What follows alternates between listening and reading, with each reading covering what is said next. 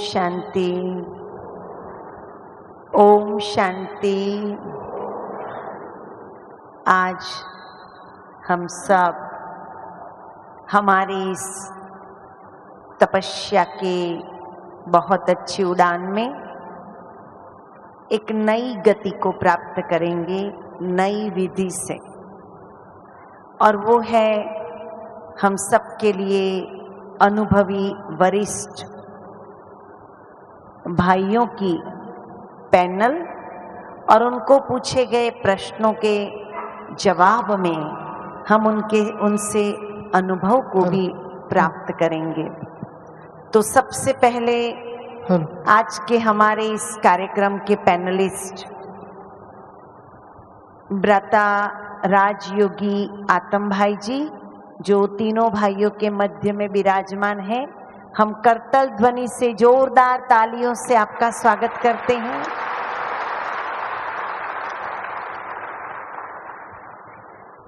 आपने 1957 में 57 में बाबा का ज्ञान लिया, माना बाबा, मम्मा और आदि रत्नों की अनन्य पालना का संगम युगी भाग्य आप आत्मा को प्राप्त हुआ है। बेसिकली बीएससी इंजीनियरिंग के साथ करके आप 61 में आपने अपना जीवन समर्पित किया हुआ है। 1981 से आप प्योरिटी और वर्ल्ड रिन्यूअल और ज्ञानामृत इनके संपादक के रूप में आपने अपनी सेवाएं देना शुरू किया है। राजयोग एजुकेशन एंड रिसर्च फाउंडेशन की मीडिया विंग के आप नेशनल कोऑर्डिनेटर के रूप में अपनी सेवाएं दे रहे हैं और 1992 से 1992 से आप शांतिवन परिसर में ही स्थित रहकर निवासी होकर यहाँ के प्रेस को बहुत अच्छी तरह से आप संचालन कर रहे हैं, संभाल रहे हैं, और हमारे मैगजीन को आप बहुत अच्छी तरह से संपादक के रूप में सबके बीच बाबा की बातों को ला रहे हैं। दिल्ली में जब चित्रशाला बनी उसके निमित्त भी आप बने, आपके लौकिक परिवार को ज्ञान में लाने के निमित्त भी आप बने। ऐसी अनन्य आत्मा, अनन्य रत्न, महारथी रत्न आज हमारे बीच उपस्थित है। आत्म भाई, आपका पुनः पुनः इस स्वभाव में स्वागत है, अभिवादन है, आवकार है। मेरे राइट साइड में जो विराजमान है भ्राता मोहन भाई सिंगल जी, आपको 1962 में ज्ञान मिला। 67 में आपने एमटेक का अभ्यास पूर्ण किया और 67 से ही आपने ओएनजीसी में अपनी लौकिक सेवाएं देना शुरू किया और उस सेवा के निमित्त आप आसाम, गुजरात, उत्तराखंड में भी बाबा के कई नए सेवा स्थान खोलने के भी निमित्त बने और 96 में आप सुप्रिटेंडेंट के रूप में आपने वॉलेंटियरी रिटायरमेंट लेकर के टोटल बाबा की सेवा में अपनी बुद्धि, अपनी शक्ति को समर्पित किया है। राजयोग एजुकेशन एंड रिसर्च फाउंडेशन की इंजीनियरिंग विंग के आप चेयरपर्सन हैं। ब्रह्मा कुमारीज की मैनेजमेंट कमेटी के भी आप सदस्य हैं और राजयोग एजुकेशन एंड रिसर्च फाउंडेशन की गवर्नर बॉडी में भी आप हैं। ज्ञान सरोवर एकेडमी के कोऑर्डिनेटर के रूप में आप अपनी सेवाएं देते हैं। मैंने आपको बहुत बाल्यकाल से देखा हुआ है, सेवा में नवीनता, जितने भी उस समय आध्यात्मिक मेले होते थे, मेले में मार्गदर्शन, नवीनता, जितने भी म्यूजियम बनते थे उस म्यूजियम की रूपरेखा और थीम को तैयार करना, वो आपकी बहुत बड़ी विशेषता रही है।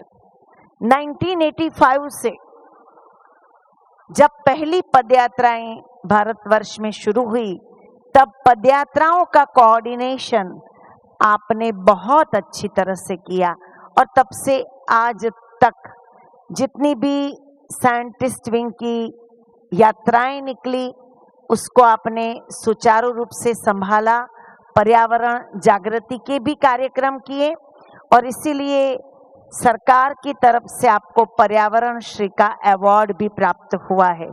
तो ऐसे परम स्नेही, परम आदरणीय मोहन भाई सिंघल जी का हम एक हाथ की ताली से स्वागत करते हैं, अभिवादन करते हैं। बिल्कुल लास्ट में उस तरफ बैठे हुए डॉक्टर प्रेम मसन भाई, आप बेसिकली रेडिएशन ऑन्को में आपने एमडी किया हुआ है। आपको 79 में इंदौर से बाबा का ज्ञान प्राप्त हुआ। आपने साउथ अमेरिका, अकोला, इंदौर में एज ए डॉक्टर अपनी लौकिक सेवाएं दी है। 1997 से आपने global hospital and research centre में अपनी सेवाएं दी 2006 तक। 2007 से ट्रॉमा सेंटर में आप अपनी सेवाएं दे रहे हैं। 2009 से आप ऑनररी कंसल्टेंट के रूप में अपनी सेवाएं दे रहे हैं। आप एक विशेष व्यक्तित्व के धनी हैं, बिल्कुल सरल चित, नम्र और डाउन टू अर्थ। जिसको एक डॉक्टर का व्यक्तित्व कैसा होता है वो देखना है तो हम डॉक्टर प्रेम भाई को देख सकते हैं।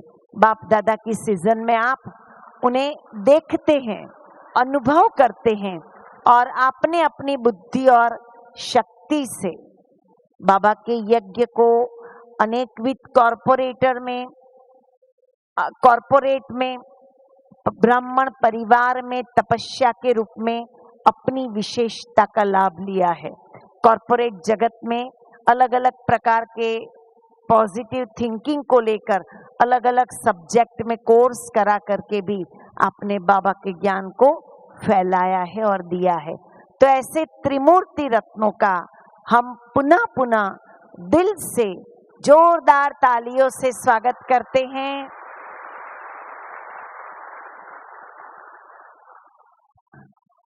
और सबसे पहला प्रश्न हम पूछेंगे डॉक्टर प्रेम मसन से कि हर यज्ञ वत्स का यज्ञ के प्रति प्यार कैसे बढ़े। हर यज्ञ वत्स का क्या करे वो यज्ञ वत्स ब्राह्मण आत्माएं जो यज्ञ के प्रति प्यार बढ़ता जाए। ओम शांति। प्यार एक पॉजिटिव इमोशन है और हम सभी के पास एज ए गिफ्ट मिलता है। हमारे अनादि गुणों में भी लव, कंपैशन ये गुण है। सबसे पहले इसमें मेरे को खुद को अच्छी तरह समझना है। जब मैं आत्मा खुद को समझती हूँ, खुद से कनेक्ट होती हूँ, कम्युनिकेट करती हूँ, बात करती हूँ और मैं अपनी लेवल को मैच्योरिटी लेवल तक लाता हूँ और जब मेरे में प्यार होगा तो दूसरों को भी प्यार दूंगा। परमात्मा भी प्यार का सागर है। उससे कनेक्ट होकर उस याद में जो प्यार मेरे को फ्लो के रूप में आ रहा है परमात्मा से, उस फ्लो को वाइब्रेशन के रूप में दूसरों को मेरे को देते रहना है। और अगर वो कनेक्शन अच्छा होगा, कम्युनिकेशन अच्छा होगा तो मेरा नेचुरल फ्लो चलता रहेगा। तो पहला है खुद को प्यार करना, खुद को समझना, फिर परमात्मा से कनेक्ट होकर उस गुण को सर्व को देते रहना। और ये मेरा एक अनादि गुण है, उसको नेचुरल में बना दूं। इसकी कमी से ही बीमारियां आती है, म्यूटेशन ऑफ जीन्स होते हैं। जितने भी जेनेटिक म्यूटेशन होते हैं उसका कारण है कि मैं अपने को कहीं ना कहीं समझ नहीं पा रहा हूँ। इसीलिए एक डॉक्टर ने कहा इल का अर्थ क्या। इल का अर्थ होता है बीमारी, पर इल का अर्थ उस डॉक्टर ने कहा आई लैक लव। तो जब वो लव हमारे में फ्लो नहीं होता है, जेनेटिक म्यूटेशन होता है, ऑक्सीडेटिव स्ट्रेस होता है और कई तरह के हार्मोनल प्रॉब्लम आते हैं और बीमारियां आती है। तो प्रेम भाई आपको ही आगे पूछ रही हूँ, तो ये प्यार फ्लो कैसे बढ़ाए, हम प्यार का फ्लो बढ़ाए कैसे? जो हमारे साथ अनादि आदि गुण हैं वो हमारे में है, हर आत्मा में वो प्रेजेंट है। वो एक तरह से मैं कहूँ हमारे जीन्स है, और वो 7 गुण जैसे ही हमारे एक्टिव हो जाते हैं और जैसे ही हमारे में अवेयरनेस आती है, ज्ञान आ जाता है कि मैं प्रेम स्वरूप हूँ, तो वो ऑटोमेटिक फ्लो करेगा और जाएगा, क्योंकि ये नेचुरल एनर्जी है और एनर्जी फ्लो ऑटोमेटिक होती है। जैसे मैं रेडिएशन फील्ड का हूँ, तो हर रेडियो एक्टिव ऑटोमेटिक रेडिएशन उसका जाता है, चाहे कोबाल्ट हो, यूरेनियम हो, इरिडियम हो, आयोडीन है, तो वो ऑटोमेटिक जा रहा है। इसी तरीके से हमारे में भी ये जो गुण हैं, केवल उनको हमें एक्टिव करना, अवेयर होना है, तो फ्लो ऑटोमेटिक होगा। इसी के संदर्भ में आगे का प्रश्न हम ब्राता मोहन भाई सिंगल से पूछ रहे हैं कि वैसे तो कहा कि फ्लो ऑटोमेटिक होगा, लेकिन होता क्या है, हम आंखों से कुछ देखते हैं किसी साथी आत्मा के प्रति, लौकिक परिवार में भी अलौकिक परिवार में भी, तब वो फ्लो कम हो जाता है। तो कौन सी ऐसी समझ है ज्ञान की, जैसे कहा ज्ञान ऑटोमेटिक आए, ज्ञान की ऐसी कौन सी समझ है जो हमारा स्नेह बढ़ता रहे और वो समझ हमारी वृत्तियों को बदलता रहे? बहुत अच्छी बात प्रेम भाई ने बताई और बहन जी ने भी जो कहा, तो अगर आत्मा शब्द को ही लें, अंग्रेजी में सोल बोलते हैं, SOUL, और उसकी व्याख्या किसी ने की है कि सब्जेक्ट ऑफ यूनिवर्सल लव, यानी आत्मा प्रेम स्वरूप मुख्य है। वैसे तो आत्मा के 7 गुण जैसे बता रहे थे, सुख, शांति, आनंद, पवित्रता, प्रेम, ज्ञान, शक्ति, ये सब आत्मा के गुण, लेकिन उनमें भी प्रेम मुख्य इसीलिए कहा गया है कि प्रेम जो है, इससे हम कम्युनिकेट जो करते हैं वो ज़्यादातर पूरा पॉजिटिव कम्युनिकेशन होता है। और प्रेम का वैसे भी कहा जाता है राग और द्वेष 2 चीज़ है। तो राग यानी कि प्रेम से तात्पर्य है, और द्वेष जो है वो निगेटिविटी से, अंतर्कलह, ईर्ष्या आदि आदि। तो इसीलिए अगर हम प्रेम को ये चाहते हैं तो सबसे पहले तो हम अपने को प्रेम स्वरूप आत्मा समझें। और इस रेफरेंस में मैं बताना चाहूँगा कि मुझे एक सौभाग्य प्राप्त हुआ है कि प्रजापिता ब्रह्मा बाबा के साथ रहने का, और काफ़ी अरसे तक रहने का भी सौभाग्य मिला। और अंतिम दिन 18 जनवरी को जब बाबा ने शरीर छोड़ा, तो 17 और 18 जनवरी को मधुबन में बाबा के साथ ही साथ रहने का मौका मिला, उनकी कर्मातीत अवस्था भी देखने का, फरिश्ता स्वरूप स्थिति देखने का। तो इस रेफरेंस में मैं बताना चाहूँगा कि ब्रह्मा बाबा से ना जब मिलते थे तो बस बाबा देखते थे नैनों में और प्रकृति में, और वाइब्रेशंस बाबा के पहले पहुंच जाते थे, और बाबा कहते थे दोनों हाथ फैला के, आओ बच्चे, आओ बच्चे, और बस हम सब बाबा की गोद में चले जाते थे। और उसका भाव ये है कि जैसे ही बाबा का की दृष्टि हमारे नैनों में, हमारे भ्रकुटी में पड़ती थी, और आप सब ने भी सुना है, लिखा है, बाबा ने कितना अभ्यास किया था, मैं आत्मा हूँ, जसोदा आत्मा है, निर्मला आत्मा है, आदि आदि जो भी बाबा के लौकिक संबंधी आदि थे। तो हम अपने से पूछें कि क्या मैंने भी ऐसा अभ्यास किया है?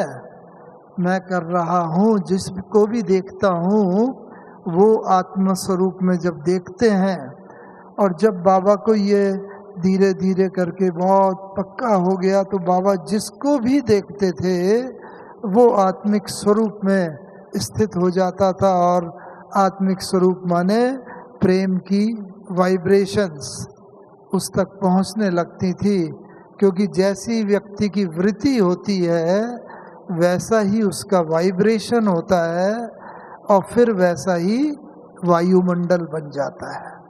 तो ब्रह्मा बाबा के पास जब हम जाते थे, और वही चीज़ हमने मम्मा को और बड़ी दादियों के साथ वो देखी, बस दादियों के संपर्क में जैसे आते थे, अभी भी बड़े वरिष्ठ भाई बहनों दादियों के, तो देखते ही प्रेम की वाइब्रेशंस वो ऐसे पहुंचती है कि हम अक्षर बोले न बोले हैं, लेकिन प्रेम में जैसे डूब जाते हैं। तो मैं समझता हूँ इसमें सबसे पहला अनुभव यही, बाबा की तरह हमें अभ्यास भी करें हम, और हर आत्मा को भी देखें, और साथ ही साथ ये वाइब्रेशंस भी भेजें उसे, जिससे कि बोलना तो बाद में होता है, वाइब्रेशंस होते हैं, और वो आत्मा जैसे प्रेम में डूब जाती है, रंग जाती है, और हम भी यही अनुभव करते हैं कि ये सारा संसार जैसे प्रेममय है। ओम शांति। बहुत बहुत धन्यवाद। आत्म भाई को इसी संदर्भ में हम प्रश्न पूछते हैं कि साकार बाबा के जीवन के कोई ऐसे एग्जाम्पल आप हमें सुनाएं, या मम्मा के जीवन के, जिसमें यज्ञ स्नेह साफ साफ अनुभव में आता हो या दिखाई देता हो। आत्म भाई जी।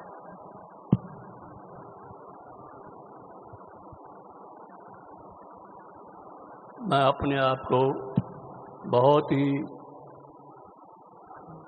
सौभाग्यशाली समझता हूँ, पद्मा पदम भाग्यशाली समझता हूँ कि आदि देव प्रजापिता ब्रह्मा बाबा और जगदम्बा सरस्वती,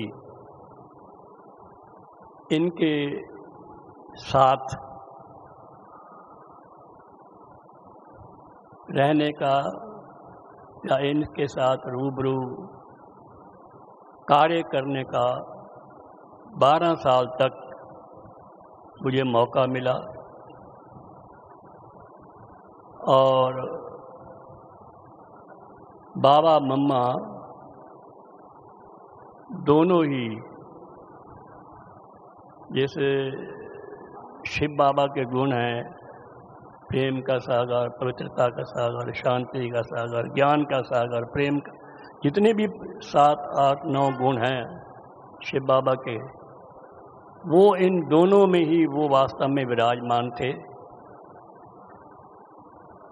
विशेषकर हम ब्रह्मा बाबा से मिलते थे, हम पहली बार जब उनसे मिले दिल्ली में, तो बाबा से मिले, हमें ये नहीं मालूम था कि बाबा से कैसे मिलना होता है। नए नए अभी 8-10 दिन के थे, हमें ये नहीं पता था कि कैसे बाबा से मिलना है। तो ऑटोमेटिक जब बाबा को देखा, मम्मा को देखा, ऐसा देखा कि ये 2 फरिश्ते हमारे सामने बैठे हैं, ये वही आदि देव, आदि देवी, ये वही ब्रह्मा सरस्वती हैं, हमारे अपने ही लौकिक जैसे माता पिता हैं। ऐसी बात ना आई कि ये हमारे ही माता पिता हैं। ऑटोमेटिक उनकी गोद में गए, उन्हें प्यार किया, उन्हें स्नेह दिया, आंसू पूछे, कि बच्चे आप तो मिल लिए ना, तो उतना उनका इतना प्यार में इतनी खींच थी कि जो मिलने होता था, जो स्वयं ही उनकी गोद में चला जाता था। तो हमने उनकी गोद ली, उनसे प्यार पाया, और ये भी देखा जब भी उनसे कोई जब हम उसके बाद जैसे हम इस कार्य में अपने आप को लगा दिया, एक बार हम छोटा सा कार्य करके आए थे ऊपर हिस्ट्री हॉल में, हम चित्र बनवा के आए थे। आप बताया ना, हम चित्रशाला बनाई थी। तो बाबा वहाँ देखने के लिए आए और देखा और अपने कमरे में बुलाया। बाबा, मैं नीचे बैठने लगा तो बाबा ने कहा नहीं नहीं, मेरे साथ गद्दी पर बैठो। उनकी गद्दी, अपनी गद्दी पर मुझे बिठाया, और बाबा के महावाक्य थे, देखो वरदान था। बाबा ने कहा कि बच्चे, जो बाप की गद्दी सो बच्चों की गद्दी, यहाँ भी और वहाँ भी। तो ये जो उमंग उत्साह भरने वाला महावाक्य था, तो बिल्कुल ही जैसे हमें खींच लिया। तब से लेकर के अब तक बाबा की जो बाबा ने महावाक्य उठाया, उनके बाप की गद्दी, तो यही जो भी बाबा का कार्य है तब से कर रहे हैं और आगे बढ़ रहे हैं। और बाबा कहा और खुशी आई, ये अनुभव हमको होता ही रहता है। ओम शांति। बहुत अच्छी बात है। हाँ, मुख से बाबा शब्द बोला और खुशी आ गई, बाबा के समीप गई, और वो वाइब्रेशन ने जैसे स्नेह के सागर में हमें डुबो दिया। आगे का प्रश्न मोहन भाई जी से है। यज्ञ में हर प्रकार के सहयोगी कैसे बन सकते हैं? हर प्रकार का सहयोग देना है तो कौन सी वृत्ति चाहिए, कौन सी भावनाएं चाहिए?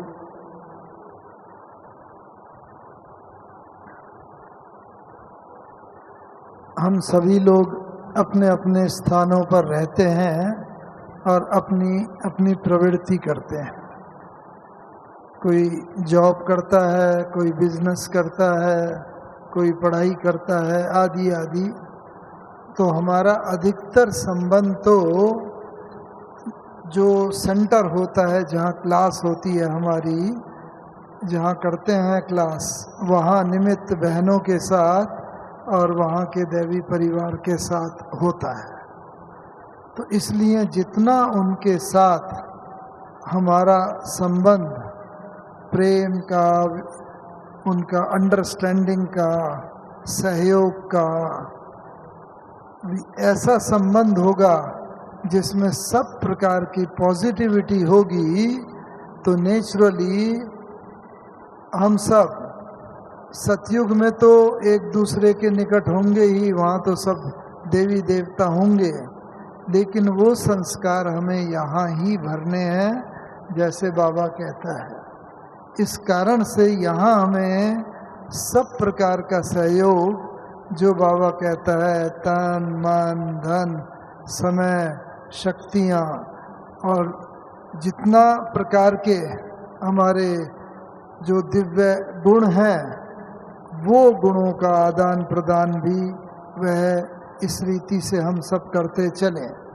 बाबा ने अनेक खजाने जो दिए हैं, मनसा वाचा कर्मणा, संबंध, संकल्प, समय और संकल्प, ये सबसे बड़े खजाने बाबा ने बताए हैं।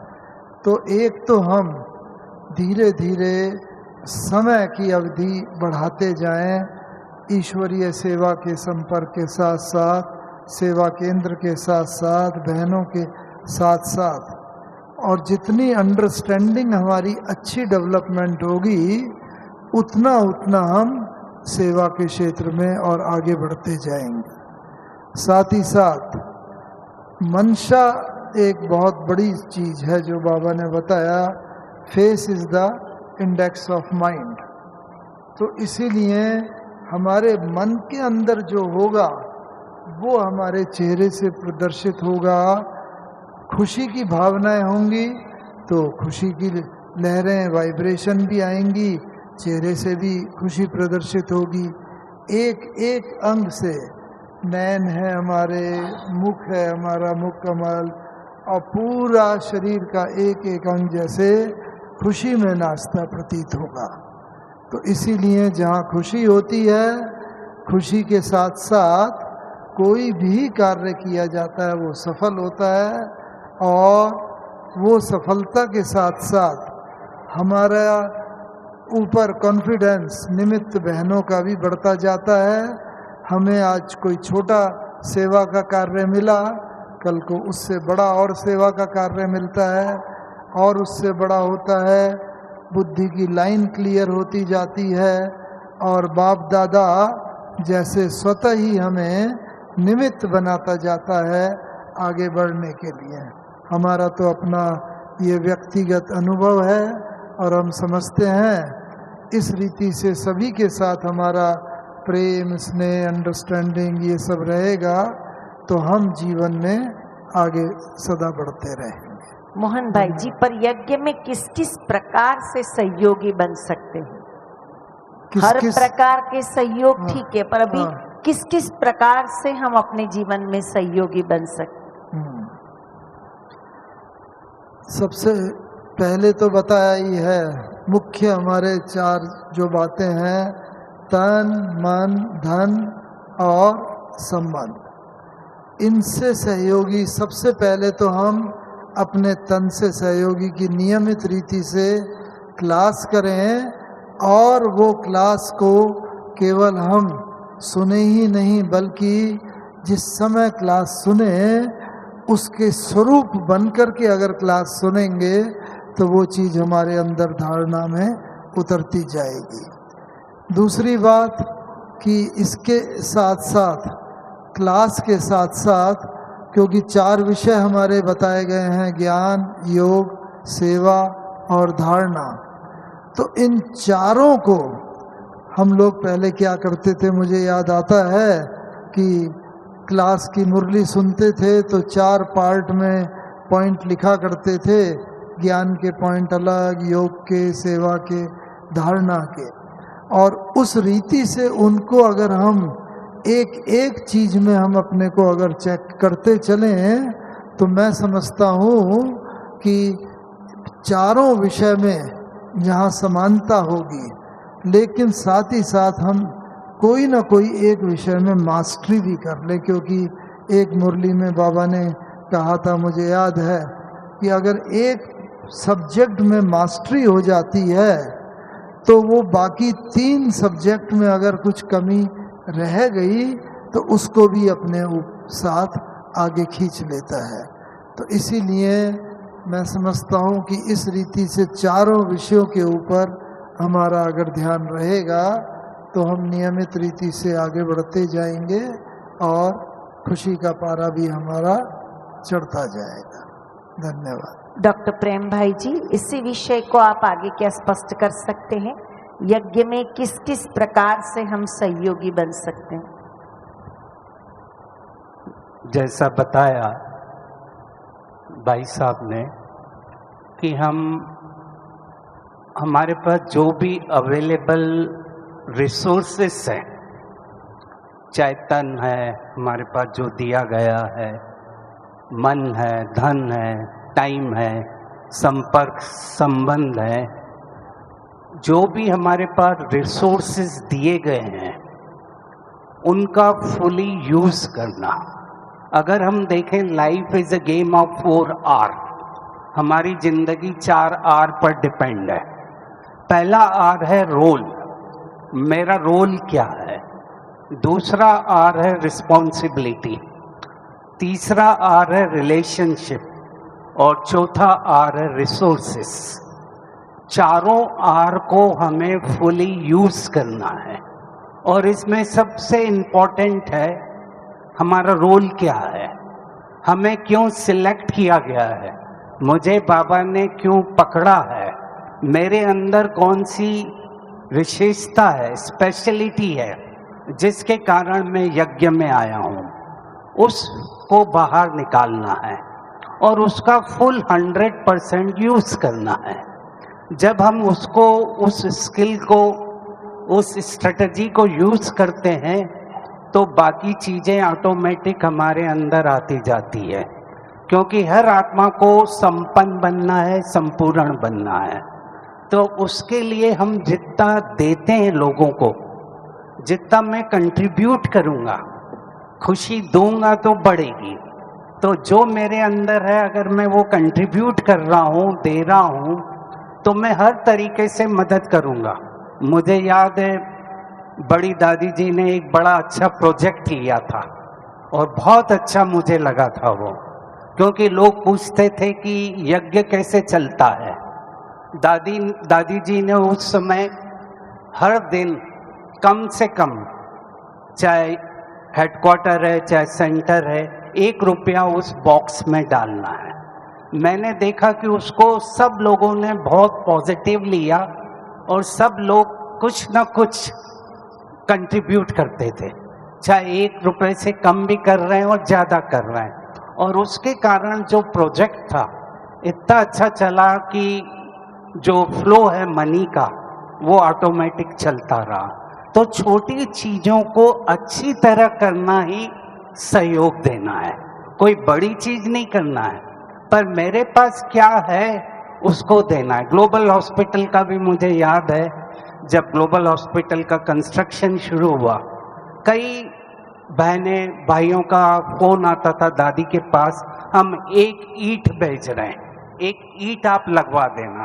तो 1 ईंट कोई बहुत बड़ा मायना रखती नहीं है, पर जिस प्यार से वो भेज रहा था वो कनेक्टिविटी करता है और उसका फ्लो चालू हो जाता है। तो जो हमारे अंदर दिए गए हैं संगम पर रिसोर्सेस, उसको 100% यूज करें। हाथ उठाए, हाँ हाथ उठाए और कहें मैं अपने को प्यार करता हूँ।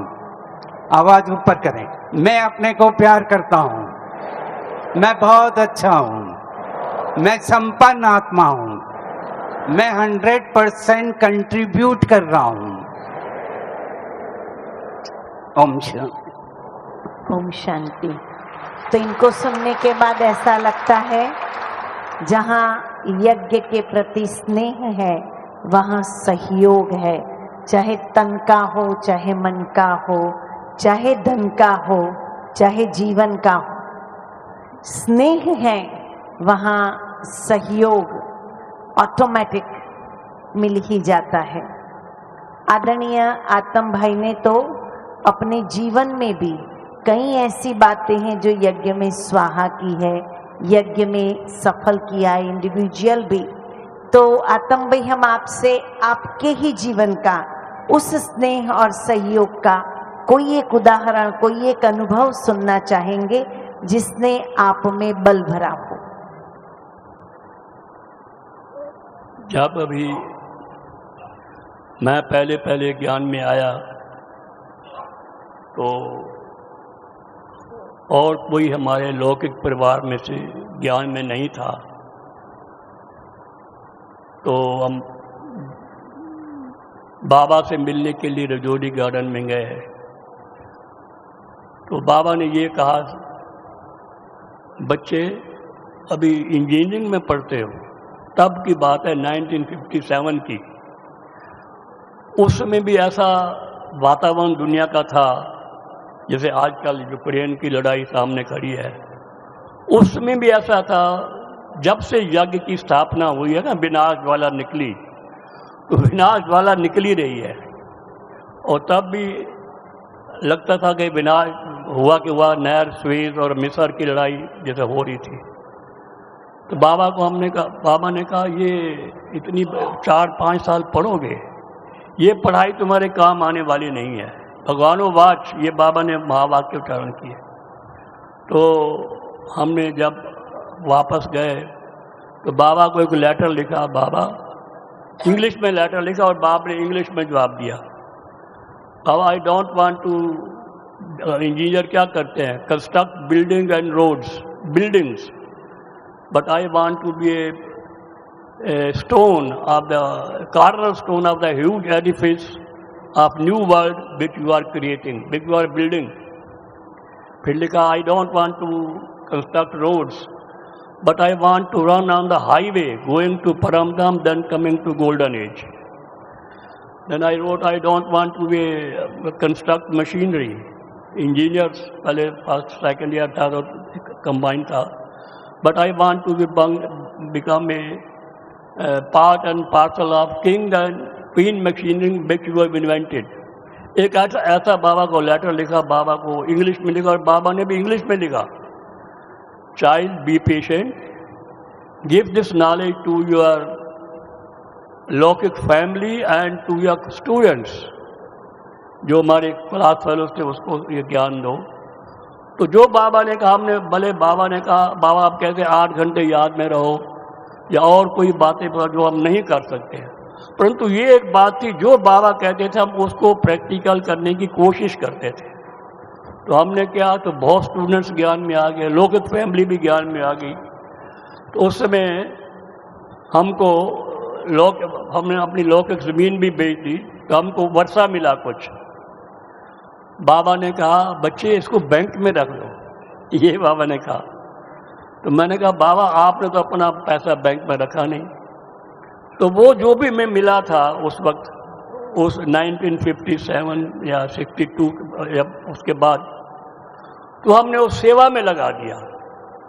तो सेवा में लगाने से क्या हुआ, उससे बड़ी हिम्मत मिली, उसी से हमारा सारा लौकिक परिवार भी ज्ञान में आ गया। क्योंकि जहाँ धन होता है, जिसका भी धन लगता है तो वो उसको भी वो खींच के ले आता है।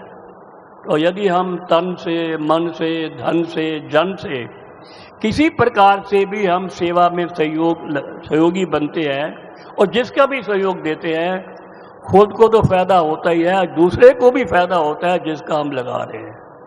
तो हमें तो एक सहयोगी बनना है और भगवान का घर है, देखो भगवान का हमें तो निश्चय है पूरा। कईयों को शायद कुछ हो, परंतु बाबा ने जो कहा है ये कलयुग जाएगा, सतयुग आएगा, नई दुनिया आ रही है, आ ही रही है, उसके लिए हम अपना तन, मन, धन, जन और किसी प्रकार का भी सहयोग हो इसके अंदर देते हैं और दे भी रहे हैं। आपको आप लोग देना चाहिए और बहुत बहुत सहयोगी बनना चाहिए। ओम शांति। बहुत बहुत धन्यवाद आदरणीय प्रेम भाई जी। यज्ञ स्नेही और यज्ञ सहयोगी जो आत्माएं होती है, ऑटोमेटिक उसमें यज्ञ रक्षक की क्वालिटी होती है। तो आपके हिसाब से यज्ञ रक्षक किसे कहा जाता है? इसकी काफ़ी बड़ी डेफिनेशन है। प्रोटेक्शन, रक्षक यानी मैं यज्ञ को प्रोटेक्ट कर रहा हूँ, एक सिक्योरिटी प्रदान कर रहा हूँ। यज्ञ एक कलेक्शन है, यज्ञ एक इंडिविजुअल नहीं है। यज्ञ जितनी भी आत्माएं यज्ञ से जुड़ी हुई हैं वो सब यज्ञ हैं। हर आत्मा जो इसमें पार्ट ले रही हैं वो भी यज्ञ हैं। तो अगर हम मनसा वाचा कर्मणा प्योर रहते हैं, किसी को दुख नहीं देते हैं और जो मैं काम कर रहा हूँ उसको दूसरे देख रहे हैं, मेरे को सबसे अच्छा डेफिनेशन यही लगा कि जो मैं कर रहा हूँ उसको देखकर दूसरे भी कर रहे हैं। लोग मुझे देख रहे हैं, दुनिया मेरे को देख रही है। मैं हीरो एक्टर हूँ और उस हीरो एक्टर में अगर मैं अपना पार्ट अंदर बाहर प्यार से प्ले कर रहा हूँ तो मैं यज्ञ रक्षक हूँ। क्योंकि अगर मैं श्रीमत का उल्लंघन कर रहा हूँ, कहीं ना कहीं जो मुझे मुरलियों में बाबा ने बताया उसका मैं ऑपोजिट कर रहा हूँ तो मैं यज्ञ रक्षक नहीं हूँ। तो मैं जो फॉलो कर रहा हूँ बाप दादा को, यज्ञ के प्रोटोकॉल को, नियम को, तो मैं एक तरह से यज्ञ रक्षक बनते जाता हूँ। और उसमें जो फ्लो चल रहा था, सबसे इम्पोर्टेंट है प्यार का। क्योंकि आज मैं देख रहा हूँ एज ए डॉक्टर, बीमारी का मुख्य कारण भी बीइंग अनलव्ड हो गया। मदर टेरेसा ने भी कहा कि सबसे बड़ी गरीबी कौन सी है, तो मदर टेरेसा ने कहा बीइंग अनलव्ड, मेरे को कोई प्यार नहीं करता। तो मैं अगर प्यार भी दे रहा हूँ, खुशी भी दे रहा हूँ लोगों को जो मेरे साथ कार्य कर रहे हैं, और दूसरे भी जो भी आत्माएं मेरे कांटेक्ट में आ रही हैं उनको भी खुशी दे रहा हूँ, तो मैं यज्ञ रक्षक हूँ। क्योंकि जो आत्मा मेरे पास आ रही है, एज ए डॉक्टर मेरे पास आ रही हैं और उनको मैं पूरी तरह से अच्छी तरह से समझकर ट्रीटमेंट दे रहा हूँ, सहयोग दे रहा हूँ, तो मैं यज्ञ रक्षक हूँ। मेरा काम केवल दवाई लिखना नहीं है, पर दवाई के साथ साथ उसको क्या चाहिए वो भी मेरे को कंट्रीब्यूट करना है, तो यज्ञ रक्षक है। यज्ञ रक्षक एक केवल वो नहीं है कि हम केवल यज्ञ को प्रोटेक्ट कर रहे हैं। यज्ञ रक्षक का अर्थ है जो गुण है हमारे अंदर, जो शक्तियां हैं, उनको हम कंट्रीब्यूट कर रहे हैं, लोगों को दे रहे हैं, क्योंकि दुनिया हमें देख रही है कि ये कौन है। तो यज्ञ पहले है, व्यक्ति बाद में है। यज्ञ अगर पहले हम रखकर चलते हैं कि वो करा रहा है और मैं कर रहा हूँ, तो प्रॉब्लम नहीं आएगा। मेरे को बैठे बैठे एक बहुत अच्छी स्टोरी याद आई प्यार पर, जो मैं कंट्रीब्यूट करता हूँ। जो मैसेज को जो बहन जी ने शुरू किया, एकदम मेरे को कनेक्ट हुई। एक बहन अपने मकान में जा रही है, मकान का दरवाजा खोलने के बाहर देखती है कि बाहर 3 मोंक बैठे हुए हैं, साधु बैठे हुए हैं। उन्होंने उनको कहा आप अंदर आइए, मैं खाना खिलाती हूँ। बोला नहीं, जब आपके पति आ जाएंगे तब हम अंदर आएंगे। शाम को जब उनका पति आ गए तो पति ने कहा उनको बुलाओ, तो पत्नी गई, बोला आप अंदर आइए। तो एक साधु ने कहा मैं सफलता हूँ, दूसरा मेरे साथ जो है वो धन है, और तीसरा जो है वो प्यार है। आप एक को बोलेंगे, हम एक जना एक समय पर आएगा। आप पहले अंदर जाकर कंसल्ट कर लो पति से, आपकी डॉटर से, कौन पहले आए। वो अंदर गई, बताया, तो पति ने कहा धन को बुला लो, पैसा आ जाएगा। वाइफ ने कहा नहीं, सफलता को बुला लो, पर लड़की बहुत शार्प इंटेलेक्ट थी, बोला प्यार को बुला लो। तो वो बाहर गई, सबने एग्री कर लिया कि पहले प्यार को बुला लो। जैसे ही बाहर गई और बोला पहले प्यार आ जाए, जैसे ही प्यार अंदर जाना शुरू किया, धन और सफलता भी पीछे चल पड़ी। बोला ऐसे कैसे, आपने तो कहा था एक टाइम पर एक। तो बोला जहाँ प्यार है वहाँ धन और सफलता ऑटोमेटिक आ जाती है। बहुत बहुत धन्यवाद प्रेम भाई।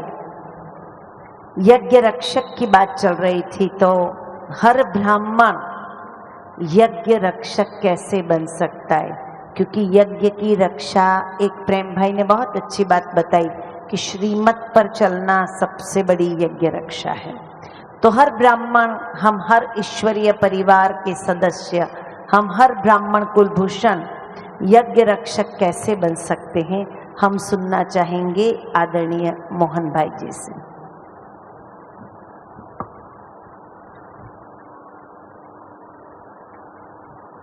हम सबके सामने तो एक ही रोल मॉडल है, वो है साकार प्रजापिता ब्रह्मा बाबा।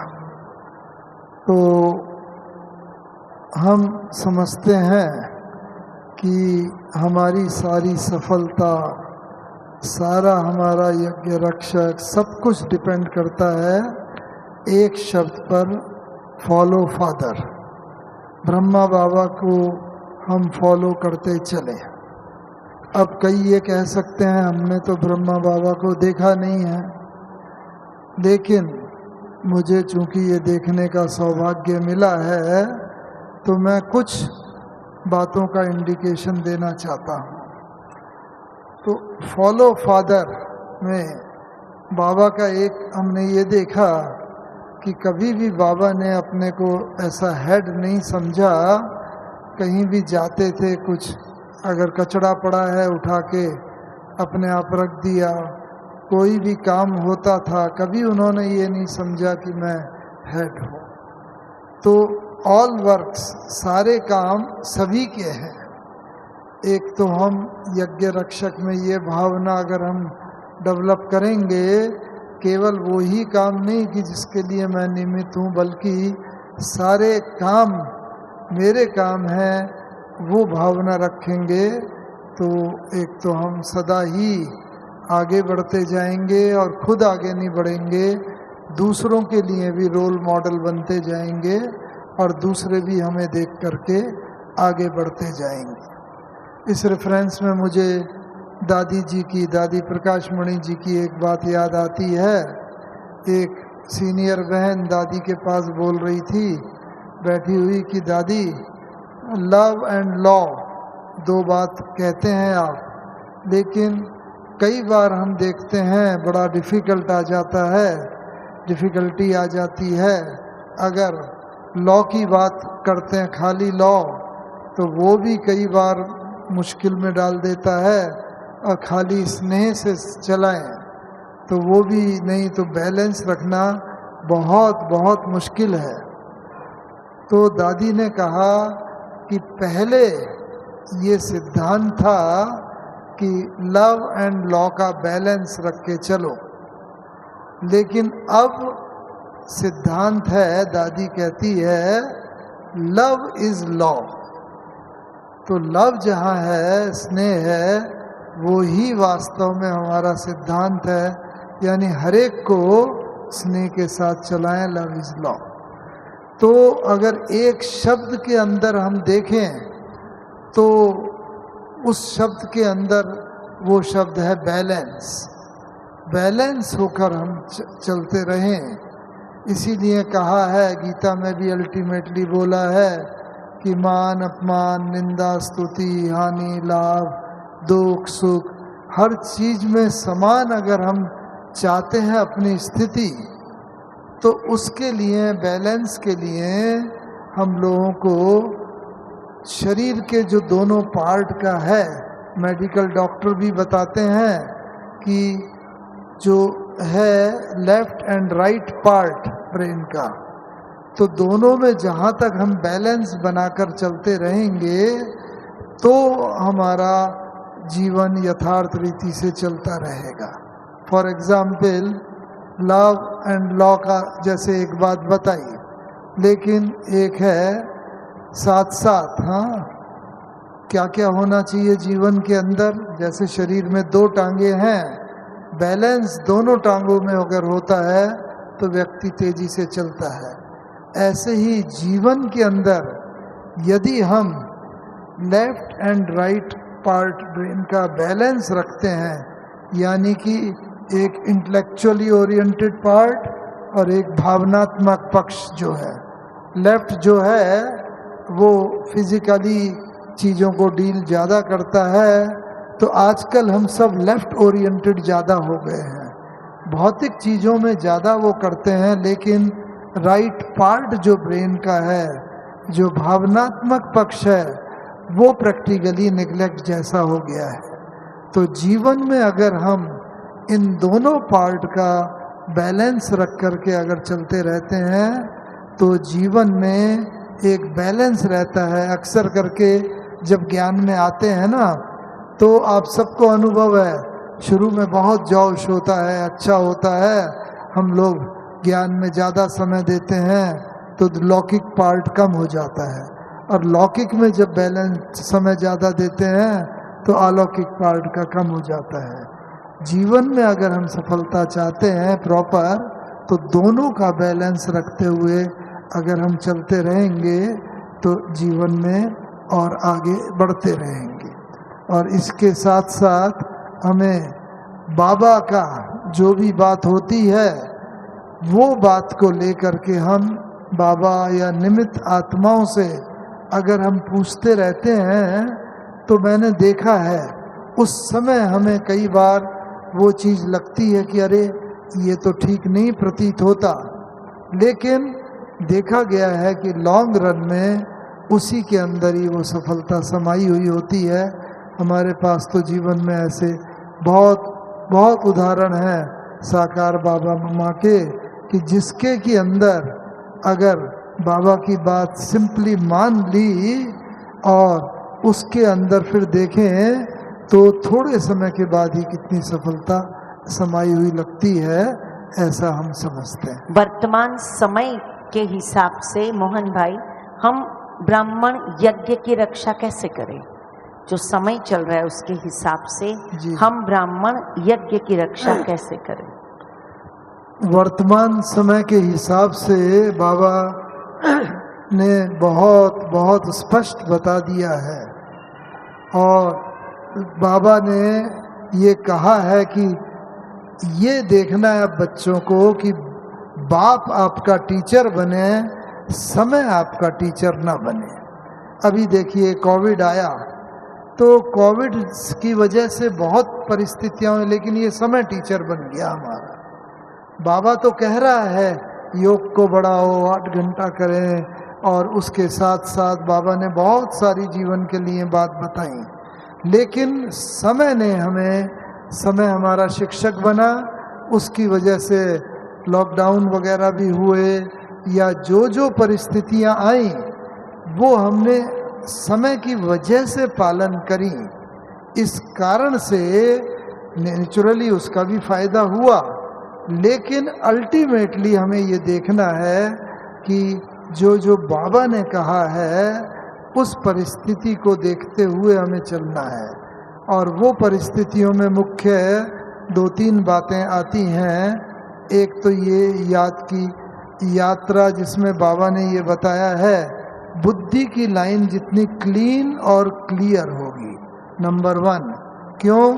क्योंकि अभी मुझे याद है शुरू में ही बाबा ने बताया था कि देखो साकार के द्वारा पहले पाठ चला, फिर उसके बाद अब गुलजार दादी जी के द्वारा पाठ चला, और अभी हर बच्चे के द्वारा पाठ चलना है। हर बच्चे की परिस्थिति अपनी होगी, बाबा उसे टच करेगा। बाबा के पास हर बच्चे का टीवी है, और जब भी किसी बच्चे के द्वारा कोई ऐसी बात होती है जो मर्यादा के विपरीत होती है, मर्यादा विहीन होती है, तो बच्चे का वो टीवी ऑन हो जाता है, बाबा देखता है और फिर बाबा उस बच्चे को शक्ति देता है, उस बच्चे को राह दिखाता है। अगर बच्चे की बुद्धि की लाइन क्लीन और क्लियर हुई तो बच्चा कैच करके उस गलत रास्ते से हट जाता है, और अगर नहीं हुआ और अगर बच्चे ने नेग्लेक्ट कर दिया, उस बात को छोड़ दिया, तो फिर क्या होगा कि बच्चा गलत रास्ते की तरफ चला जाता है। तो अभी आवश्यकता ये है कि एक तो हमें बुद्धि की लाइन क्लीन और क्लियर रखनी है। दूसरी बात, हमें स्वस्थिति इतनी स्ट्रांग बनानी है कि हर परिस्थिति के ऊपर वो विजय प्राप्त कर सके। फॉर एग्जाम्पल, ब्रह्मा बाबा को कई बार मुरली सुनाते हुए बड़ी खांसी आ जाती, कफ आता था, बहुत हमें लगता था बाबा को आंखों गीली हो रही है, कितनी तकलीफ हो रही है। देखते थे, बस बाबा थोड़े समय में कहते देखो बच्चे, बाबा के चित्र संदली के पास ही श्री कृष्ण का ट्रांसलाइट का पिक्चर और लक्ष्मी नारायण का पिक्चर था। बाबा कहता देखो बच्चे, अभी तो ये तमो प्रधान शरीर है, 5 तत्व भी तमो प्रधान है, उसका शरीर बना है, आत्मा भी तमोगुणी हो गई है 84 जन्म लेते हुए, और कल बाबा जाके ऐसा विष्णु कृष्ण बनेगा, कल बाबा जाके ऐसा सतो प्रधान शरीर मिलेगा बाबा को, और ऐसा विष्णु कृष्ण बच्चों को खुशी में खग्गियाँ मारनी चाहिए। और बाबा खग्गी मार करके भी ऐसे बताता था कि ओ बच्चे, इतनी खुशी होनी चाहिए। तो भाव क्या है कहने का कि वर्तमान समय, एक मुस्लिम बाबा ने बोला चाहे प्राण चले जाएं लेकिन खुशी ना जाए। इसका भाव क्या है? इसका भाव यही है कि बस किसी भी कीमत पर हमें अपनी खुशी को कायम रखना है, और इसके लिए आवश्यक ये है कि हम प्रतिदिन सुबह उठ कर के अपने तन और मन, उन दोनों की दिनचर्या को बना के फिर उसको फॉलो करते हुए चलते रहेंगे तो जीवन में सफलता मिलती चली जाएगी। Thank you. अभी लास्ट क्वेश्चन की ओर हम आगे बढ़ रहे हैं। परम आदरणीय आतम भाई से, ब्रह्मा बाबा के जीवन की ऐसी मुख्य बातें जो आपने देखी हो, जिससे आपका जीवन इतना महान बना, आप दूसरों के लिए एग्जाम्पल रूप बने, तो वो बातें हमको सुनाएं। आप कैसे बने? हम जब पहली बार मधुबन में आए थे, पहले बाबा मम्मा से दिल्ली में रजौरी गार्डन में तो मिले ही थे, परंतु जब हम पहली बार मधुबन में आए, उन दिनों में कोई मधुबन में जैसे अभी आप आते हैं यहाँ भीड़ लगी होती है, उस वक्त वो मधुबन एक मधुबन ही था, नहीं पांडव वन था, और बाबा का कमरा था, और कोई हिस्ट्री हॉल भी नहीं था जब हम आए थे उस वक्त। वहाँ ईशु दादी का जो कमरा है वो ऑफिस था, वहाँ ही क्लास लगा करती थी, अभी हिस्ट्री हॉल भी नहीं बना था। तो मैं सुना जब हम आए मधुबन में, उस समय बाबा शाम को खेलते थे। क्या खेलते थे आप बताइए, क्या खेलते होंगे? बैडमिंटन नहीं, बैडमिंटन तो बाद में खेलते थे। पहले पहले बाबा क्रिकेट खेलते थे। अभी जो वहाँ शांति स्तंभ है ना वहाँ पर, वो तो शांति स्तंभ तो बाद में बना बाबा के बाद। बहुत खुला मैदान था, और बाबा शाम को जैसे हल्का सा बैट ला करके, एक दादा विश्वरतन थे, आपने नाम सुना होगा शायद, वो गेंद फेंकते थे और बाबा लगाते थे जोर से। तो मुझे इतना अच्छा सीन लगा, मैं क्या देखो 80 साल 82 साल की एज थी बाबा की, और देखो ब्रह्मा बाबा क्या खेल रहे हैं। देखो मेरे पास कैमरा था, तो मैंने फोटो लेने की कोशिश की। बाबा खेल छोड़ दिया और मेरे पास आए। बाबा ने कहा बच्चे फोटो मत लो। मैंने कहा ठीक है, बाबा बोल रहा है तो नहीं लेना चाहिए फोटो। फिर थोड़ी देर में कहा अच्छा बच्चे का दिल है तो ले लो फोटो। तो मैंने फ़ोटो ले लिया। उस वक्त तो कैमरे भी बड़े और किस्म के होते थे, कोई ऐसे आजकल के मोबाइल तो थे नहीं, वो रखा ही नहीं हमने फ़ोटो। तो बाबा ने उसे महावाक्य उच्चारण किया। देखो क्या बाबा ने शिक्षा दी, बच्चे मेरा तो फ़ोटो आएगा ही नहीं। देखो बाबा कह रहे हैं, कौन कह रहा है वो, मेरा तो फ़ोटो आएगा ही नहीं। और ये शरीर जिससे मैं खेल रहा हूँ ये तो छीछी है। यानी बाबा ने क्या क्या ये बुद्धि योग शरीरों, बाबा कहता मेरे शरीर को मत देखो, शरीर में मेरे शरीर को याद मत करो। तो प्रैक्टिकल शिक्षा दी, बच्चे ये शरीर तो छीछी है और मेरा फोटो बने शिव बाबा का भी नहीं आएगा, ब्रह्मा बाबा की आत्मा का भी नहीं आएगा, आत्मा का तो फोटो आता नहीं। अच्छा फिर भी बाबा ने कहा बच्चे तुम्हारी दिल है तो वो ले लो। हमने ले लिया फोटो।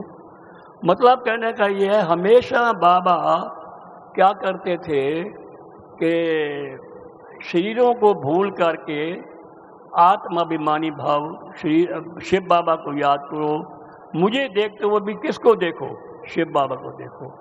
ये हमेशा बाबा की शिक्षा हुआ करती थी जब भी ऐसे मिलते थे।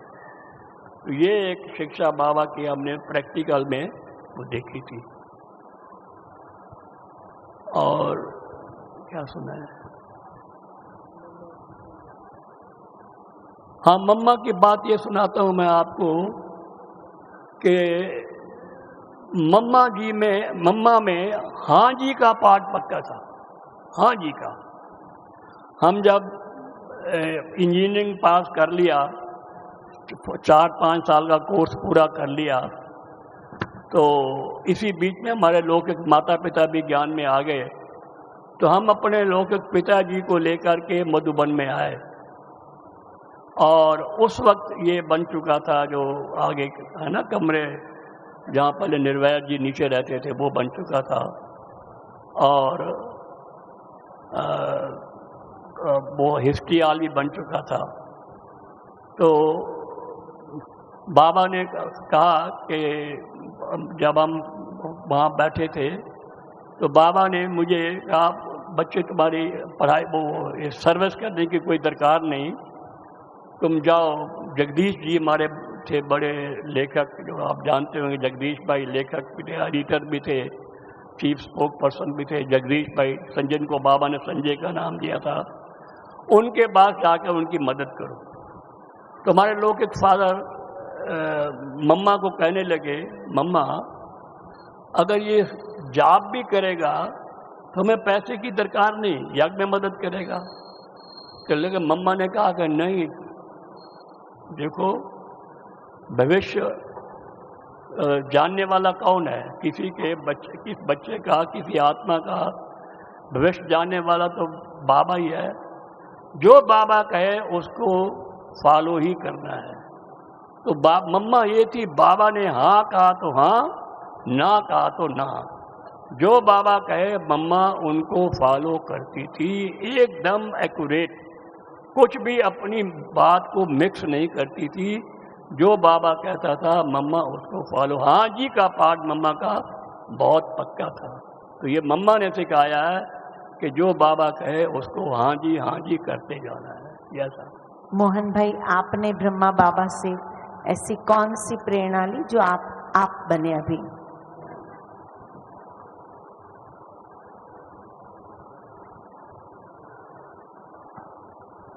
इस संदर्भ में मैं अंतिम 2 दिन की बात बताना चाहूँगा। 17 और 18 जनवरी 1969 जब बाबा ने शरीर छोड़ा, तो पहले जब भी बाबा से मिलते थे हम लोग कुछ पूछते थे, बाबा कहते थे, उसका उत्तर देते थे। लेकिन अंतिम 2 दिन में हमने क्या देखा कि बाबा के सम्मुख जाते थे, बस बाबा से दृष्टि दी बाबा ने, और बाबा कहते थे, हमें एक अक्षर भी बोलने की ज़रूरत नहीं पड़ती थी। बाबा ने कहा, बच्चे ये पूछने आए हो, अच्छा ऐसा कर लो, ऐसा हो जाए। यानी कि मन की बात बाबा तुरंत पढ़ के उसका समाधान कर देते थे। तो एक तो ये बात कर्मातीत अवस्था के आत्मा के निकट की है, और मुरली में भी आया है। और ये बाबा ने कहा है कि किसी के भी मन की बात वो आत्मा पढ़ सकती है जो खुद मन जीते जगत जीत होगी। तो एक तो हमारा भी ये पुरुषार्थ चलता है कि जितना व्यर्थ की कम बात अगर होगी, मन में व्यर्थ नहीं होगा, तो हम उतना समर्थ दूसरी आत्मा के मन की बात को पढ़ सकेंगे और उसको समाधान कर सकेंगे। दूसरी बात उसका बाबा का हमने ये देखा कि बाबा ने कुछ समय पहले समेटना शुरू कर दिया था सब तरफ से, और कम से कम कोई भी बात पेंडिंग, क्योंकि भक्ति में भी कहते हैं कि अंत समय जब व्यक्ति शरीर छोड़ता है तो उसको वो बात याद आती है जो कि कोई रही हुई बात होती है, पेंडिंग बात होती है, या किसी के प्रति बहुत स्नेह हो या किसी के प्रति कोई दुश्मनी हो, वो व्यक्ति याद आता है। तो इसीलिए कबीर के लिए भी कहना है कि कबीरा खड़ा बाजार में सबकी मांगे खैर, ना काहू से दोस्ती ना काहू से बैर। किसी भी आत्मा से हमारी न तो अति मित्रता हो, जो बाबा कहता है कि उसके बिना हम कोई भी बात अपने अंदर न रख सकें, न किसी से बैर हो, सबके प्रति एकदम समान भाव। तो एक ये लक्ष्य रहता है कि सबके प्रति समान भाव रहे, किसी के प्रति भी कोई स्नेह या ईर्ष्या घृणा का भाव न रहे।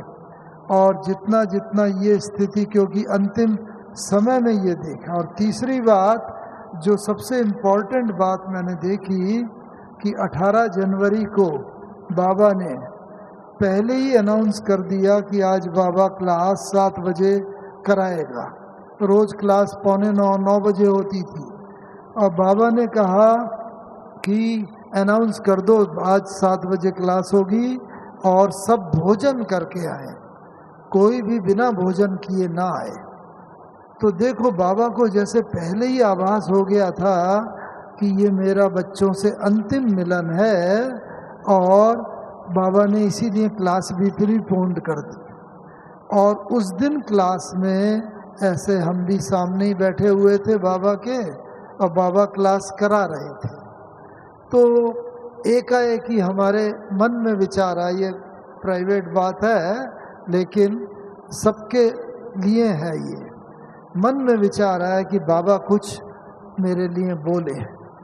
जैसे होता है ना साकार, जब अव्यक्त बाप दादा आता है तो दिल होती है बाबा के पास जाएं, बाबा टोली दे दे, या बाबा से दृष्टि मिल जाए, तो दिल होती है। ऐसे उस समय तो 15-20 लोग सिर्फ बैठे हुए थे और हमारे मन में आया बाबा कुछ बोले।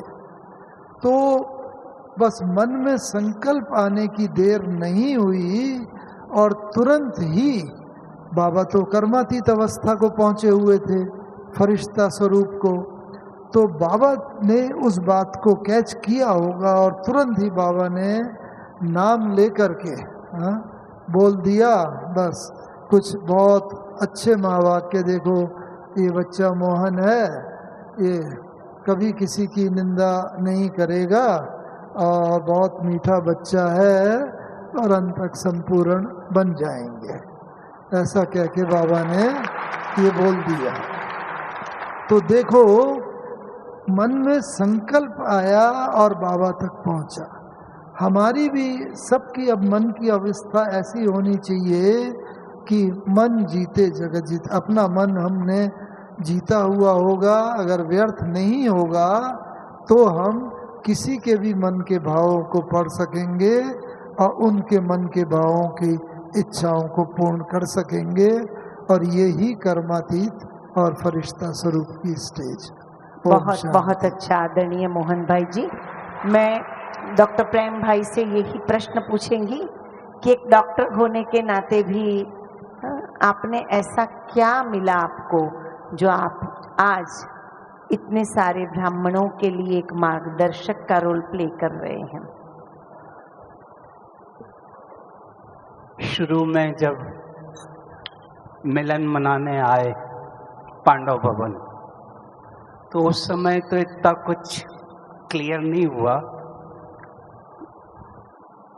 फिर जैसे जैसे दादियों को देखते थे, दादियाँ कितना सहज होकर मिल रही हैं, बातें कर रही हैं और वो वाइब्रेशन दे रही हैं सभी दादियों, तो वो अंदर ही अंदर पेनिट्रेट करता था कि कुछ है, और जो ये बोल रहे हैं उसमें सच्चाई है, ट्रांसपेरेंसी है। इसके पहले कई जगह गया था पर वो चीज़ फील नहीं होती थी, पर यहाँ जब वो पांडव भवन में दादियाँ मिल रहे हैं, बात कर रहे हैं, इंटरेक्शन हो रहा है, और कभी कभी कई मेलों में, हेल्थ फेयर्स में दादियाँ उद्घाटन करने आती थी, तो एक पावर रहता था, और वो जो पावर और वाइब्रेशन शांति के, वो पेनिट्रेट करते थे कि कुछ है। और फिर जैसे ही दादी जी ने कहा, जब मैं एक जॉब कर रहा था, कि आ जाओ, तो एक सहज भाव से आ गया, यानी जैसा कुछ सोचा ही नहीं कि सेकंड थॉट क्या होगा अगर छोड़ रहा हूँ। तो वो प्रोटेक्शन, वो प्यार एक सहज डिटैच करता गया, जो दादियों में भी देखा कि उनका डिटैचमेंट, विधेयी अवस्था एक नेचुरल थी, और वो विधेयी अवस्था आती गई। एज ए डॉक्टर हम लोग केवल शरीर का ज्ञान जानते हैं, बॉडी का ज्ञान जानते हैं, पर यहाँ जब पता लगा कि शरीर से ऊपर भी कुछ है, क्योंकि जब एमडी कर रहा था, कैंसर के पेशेंट देखते थे, सुबह देखते थे, शाम को गया, तो बड़ा आश्चर्य लगता था कि क्या हो रहा है, कहाँ जा रहा है। इंटरैक्ट करते थे और वो चला गया। फिर धीरे धीरे जब ज्ञान से क्लियरिटी हो गई कि ये दोनों चीजें काम कर रही है, आत्मा भी है, तो वो आत्मा वाला लेसन मेरे को बड़ा अच्छा लगा। और मैं कहूँ अगर ह्यूमन साइकोलॉजी, बिहेवियर आत्मा वाला लेसन में ही है, और अगर सोल वाले लेसन में आत्मा अभिमानी वाला लेसन क्लियर है तो सब क्लियर है। और उससे इंटरेक्शन, बिहेवियर, संपर्क, संबंध, ह्यूमन रिलेशनशिप सब आता गया, मैच्योरिटी आती गई। पहले हमें भी कुछ नहीं आता था, पर धीरे धीरे जब जो दादियों ने कनेक्टिविटी देती गई, हर चीज एज ए लीडर, मेरे को लीडरशिप बड़ी अच्छी लगती थी। लीडरशिप के कैरेक्टर दादियों से सीखते गए। एक बार जब मैं कॉन्फ्रेंस हॉल में, मेरे साथ एक और डॉक्टर था, हम दोनों लेक्चर कर रहे थे, 3:30 का वक्त था। जैसे ही लेक्चर पूरा हुआ, बड़ी दादी जी का फोन आ गया कि आप लोग इधर आओ, कॉटेज में आओ। हमें डर लगा कि क्या हो गया, कुछ गलत तो नहीं बोला। फिर जैसे ही वहाँ गए, दादी जी ने कहा मैंने पूरा लेक्चर सुना, आओ चाय पियेंगे आज साथ में। तो वो जो human relationship as a leadership सीखा, वो सभी दादियों से सीखा कि जो शक्ति है, डरना नहीं है, घबराना नहीं है, फियर नहीं लाना है। तो वो कैरेक्टर सीखते सीखते आगे बढ़ते गए जीरो से, और जो मैच्योरिटी दादियों ने दी खुशी की, वो खुशी अंदर आती गई, और उसके कारण जो शरीर के कई नेगेटिव प्रोग्राम्स रहते हैं वो खत्म होते गए। दादी जानकी जी का मेरे को एक बहुत अच्छा याद आता है, जो खुशी पर कनेक्ट किया, कि दादी जी ने कहा हॉस्पिटल में एक ऐसी ड्यूटी दो किसी को, जैसे ही कोई भी व्यक्ति हॉस्पिटल के अंदर आए, वहाँ कुर्सी पर एक व्यक्ति को बिठा दो, और उसका काम केवल ये होगा कि वो मुस्कुराकर उनका स्वागत करेगा, मुस्कुराएगा। क्योंकि हॉस्पिटल में सब डरे हुए आते हैं, घबराए हुए आते हैं, क्या होगा क्या नहीं होगा। उसका काम होगा केवल मुस्कुराना। इससे मेरे को काफ़ी सीख मिली कि हम अगर मुस्कुराते हैं, सबसे बड़ा सहयोग अगर हम दे सकते हैं यज्ञ को, हमारे चेहरे से, चलन से, मुस्कुराता हुआ चेहरा भी दें, एक दूसरे को दें, वो बहुत बड़ा कंट्रीब्यूशन करता है। बहुत बहुत हाथ उठाएं फिर से और कहें मैं खुश हूँ। एक दूसरे का चेहरा देखो, हाँ, एक दूसरे को देखो, मुस्कुराता हुआ देखो, और खुशी के वाइब्रेशन दो। गुड। बहुत बहुत धन्यवाद आदरणीय प्रेम भाई जी। आप तीनों पैनलिस्ट का हम दिल से धन्यवाद करते हैं। जोरदार करतल ध्वनि से धन्यवाद करें। भले इन आंखों ने बाबा को नहीं देखा साकार में, मम्मा को नहीं देखा, लेकिन आपके अनुभव ने हमें वो आंख दी जो हम साकार को भी समझ पाए और मम्मा को भी समझ पाए और दादियों को भी समझ पाए। तो चलो 2 मिनट बाबा को याद करेंगे।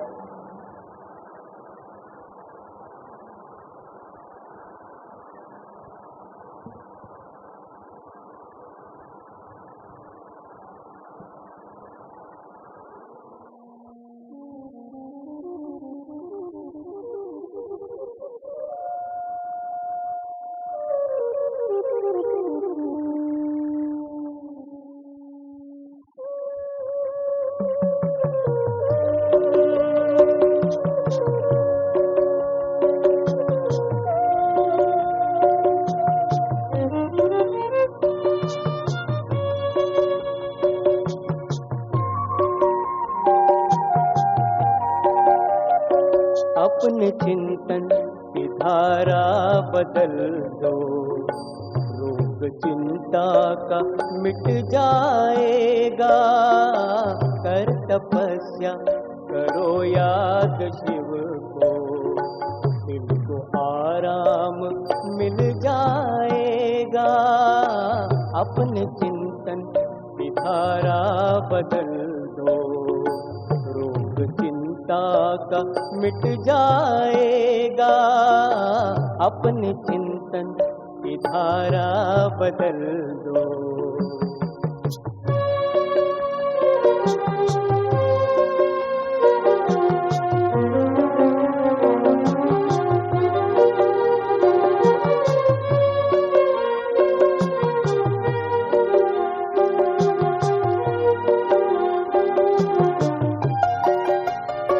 जिंदगी की इमारत बनी है, ख्याल जैसा भी तुमने किया है। जिंदगी की इमारत बनी है, ख्याल जैसा भी तुमने किया है। बीज बोया है जैसा भी मन में, फल उसी का तो तुमने लिया है। फल उसी का तो तुमने लिया है। स्नेह सुचिता के संकल्प लाओ, कर सुखों का वो खुल जाएगा। अपने चिंतन की धारा बदल दो, रोग चिंता का मिट जाएगा। अपने चिंतन